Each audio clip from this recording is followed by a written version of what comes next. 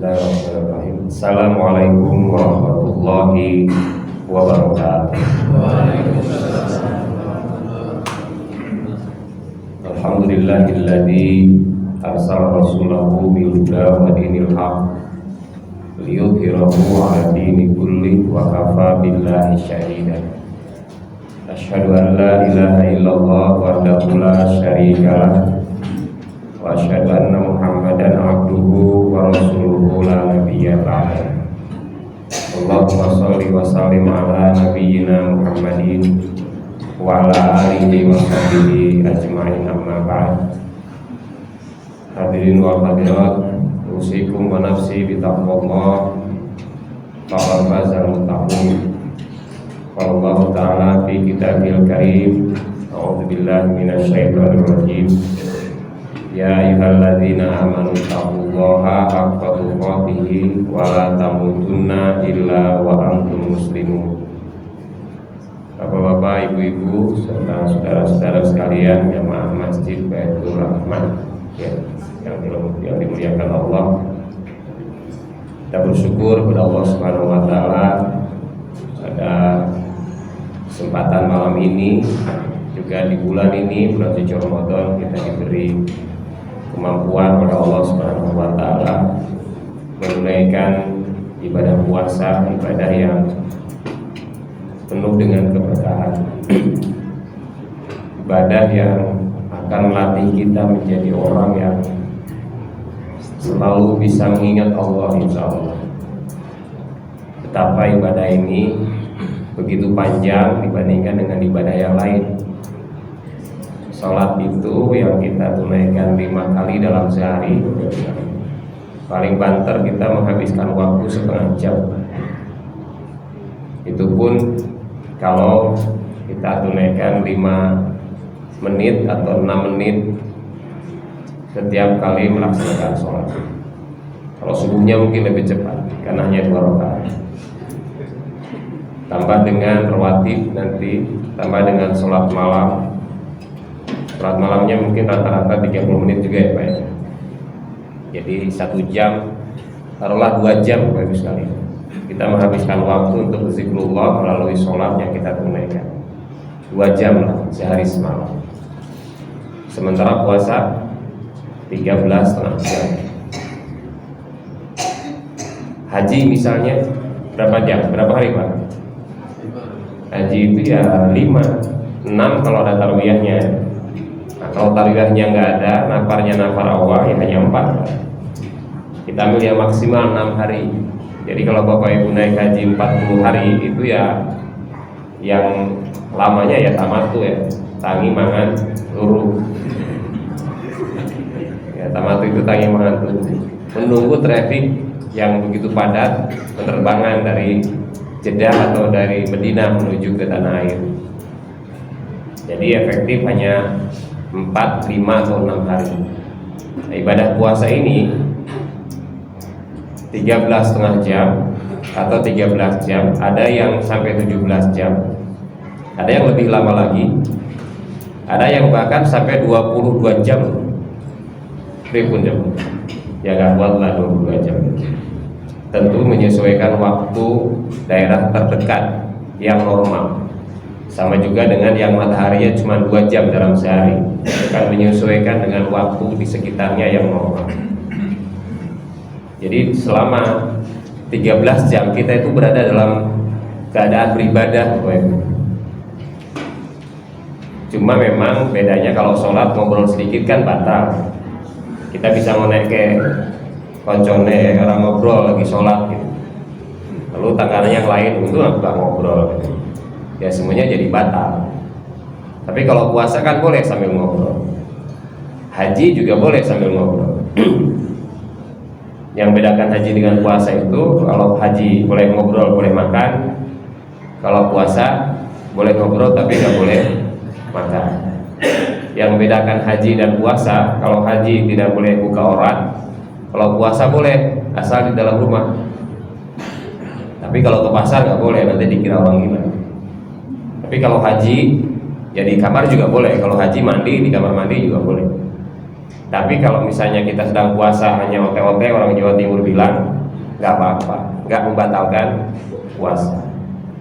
Tapi karena saking lamanya kita menjalankan ibadah puasa, kita kadang-kadang tidak sadar bahwa kita sedang beribadah, lalu kita melakukan hal-hal yang kontraproduktif dengan ibadah itu sendiri. Sebenarnya dalam hadis sudah dikatakan kalau kita sedang berpuasa itu walayarpus, jangan ropas, dan walayashab atau walayajhal, jangan berlagak bodoh.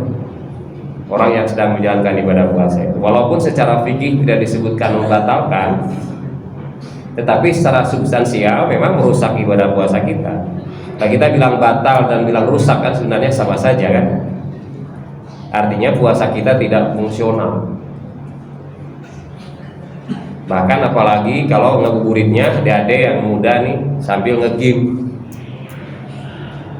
itu kan kontraproduktif. Seharusnya menjalankan ibadah puasa itu dalam konteks zikrullah, walladzina amanu wa tatmainnu qulubuhum bi dzikrillah, dan orang yang beriman, yaitu mereka yang tenang hatinya ketika ingat kepada Allah. Ala bi dzikrillah tatmainnul qulub. Ingatlah hanya dengan zikir kepada Allah hati kita menjadi tenang, menjadi tenang. Nah, kalau main game bisa tenang apa enggak?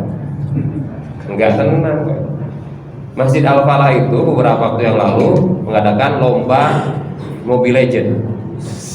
Masjid Al-Falah itu loh, Sragen Pak, yang masjid viral itu.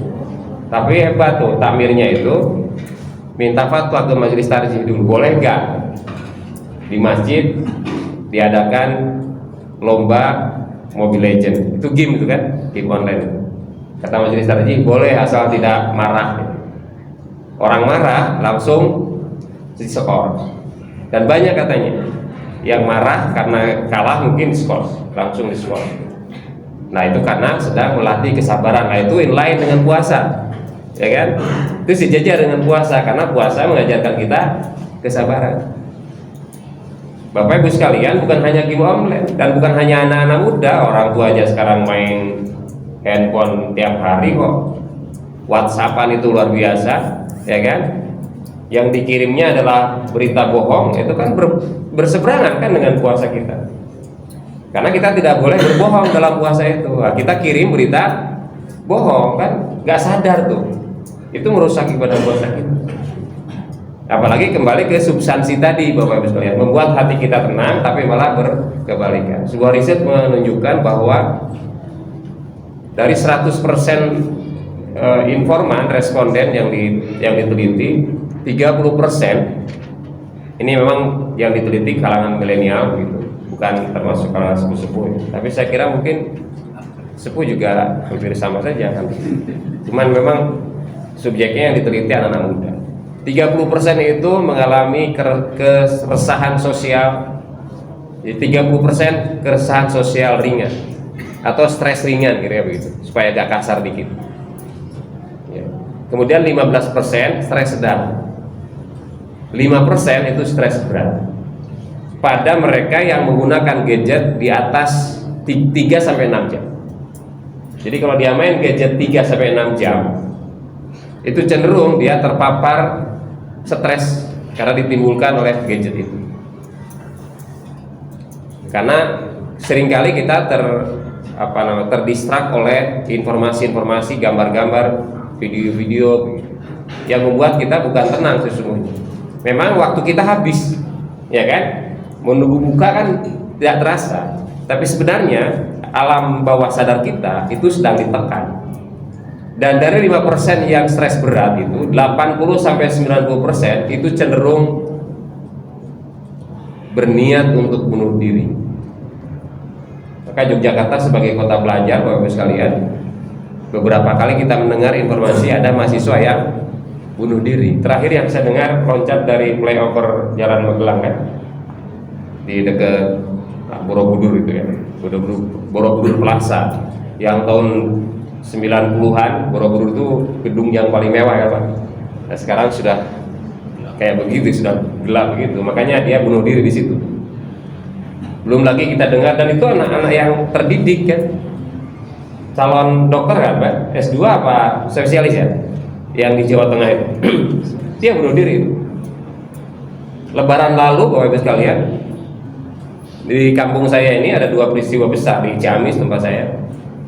Menjelang 2 hari menjelang Lebaran ada mobil yang terbakar, mobil angkutan penumpang travel gitu. Karena dari kampung saya ke Jakarta itu memang banyak orang yang berusaha gitu ya, dari kampung ke kota. Saat mobil meninggal dunia selang 2 hari setelah Lebaran kalau tidak salah, ada seorang bapak memutilasi istrinya, dan kemudian pahanya sama tangannya itu ditawarkan ke tetangganya. Padahal dia itu awalnya adalah bos kerbau, bos sapi. Itu disebabkan apa? Disebabkan stres. Salah satunya terpapar oleh gadget, diperkuat lagi dengan judi online. Karena kan hanya lewat itu kan judi online itu adanya. Jadi kan dia nongol-nongol Pak, ya kan? Jadi kecenderungan untuk kita terdistrak oleh kondisi gadget itu luar biasa. Maka Bapak dan Ibu sekalian, itu adalah kondisi kontraproduktif antara semangat puasa yang zikrullah sejatinya gitu, membuat hati kita harusnya tenang, sabar, ikhlas, tapi menjadi meledak-ledak, menjadi foam gitu. Karena salah sikap kita dalam merespon keadaan puasa ini. Jadi bukan hanya kita nahan lapar dan haus saja puasa itu, tetapi juga harus melakukan internalisasi. Bahkan yang terbaik dalam ibadah puasa itu atau ibadah yang lainnya harus fungsional gitu. Seperti sholat kan, inna sholata tanha anil fahsya'i wal munkar. Kan fungsi sholat itu kan di situ. Tapi nggak mungkin dia bisa begitu kalau sholatnya di sini tidak tertata dengan baik. Asal sholat, yang penting sholat, atau sholat itu penting kan gitu.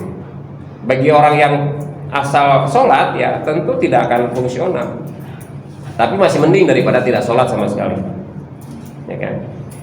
Begitu juga dengan haji, ya kan? Haji itu kan endingnya pada kemabrurannya, resalahul jaza ilal jannah. Lalu puasa itu luar biasa, la'allakum tattaqun. Kata Allah dalam sebuah hadis kursi dikatakan bahwa as-shaumuli wa ana azibi. Puasa itu untukku.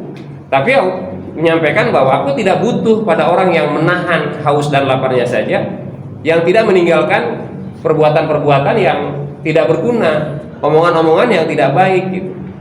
Itu sesuatu hal yang kontraproduktif.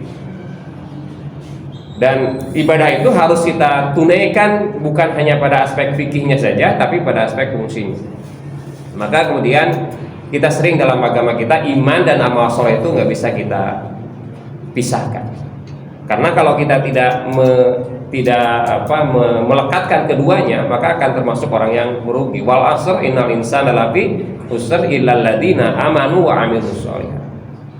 Man amila sholihan min dzakarin aw unsa, barang siapa yang melaksanakan amal soleh, laki-laki ataupun perempuan, wa huwa mukmin, kan?